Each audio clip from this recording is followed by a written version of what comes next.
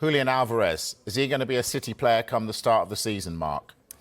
Well, this is fascinating. I think it's so interesting. This is a Pep Guardiola managed Manchester City that have just won 4 back-to-back Premier Leagues, and we're going to spend the next few minutes talking about potential departures, which I find incredible. You know, that's always the way. Always the way. And they how many can't all times play, can they? That's the problem. And how many times have you seen Pep Guardiola be so clever with managing personnel? And when it's time to move someone on, no problem, we'll let you go, because he'll find someone to jump right into your place. And he reinvents that side, just like Sir Alex Ferguson did so many times. You posed the question about Alvarez. He's currently at the Olympics competing.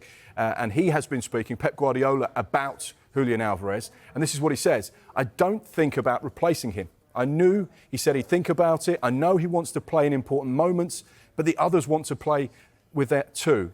I read he has to think about it. So, OK, think about it. And after, he will inform us of what he wants to do. So that's the situation there. But also, you've got Alvarez, who's been speaking as well. And he's been doing media duties. And that's often the case with Olympics and major tournaments. You have to do your fair share of media duties. And he'll get posed the question, what about your future? This is what he said.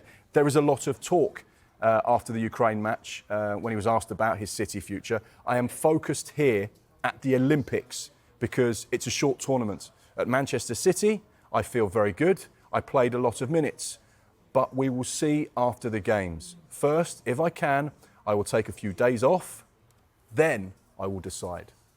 Michael, how difficult would it be for City to replace him if he goes, given whoever comes in knows Erling Haaland is always going to start when it matters? Well, Julian Alvarez might show him his medals. But also, I have to go back to it. I think what the key will be in the new season is this new Champions League format. I think everyone will have a role. It's not an 11 game anymore, it's a squad game. And we talked about Arsenal's defence. I really like the look of it, Mike. I really do. It's a strong-looking defence. And we talked about the injuries with top clubs last season. That really played a part in some of the final positions. We can see it next season. Talking about all the extended Champions League, extended this, extended that, a Club World Cup next summer as well. They're going to need a big squad. Yeah, OK. And in that squad, will Kevin De Bruyne be there, Mark? Well, Manchester City fans will be desperately hoping so. Pep Guardiola will be hoping so. And Pep has been quoted about talking about De Bruyne. He says the club informed me they didn't have an offer.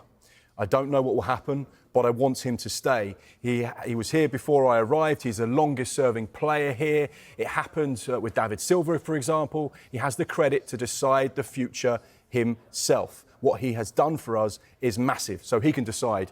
The information I have now, he will stay.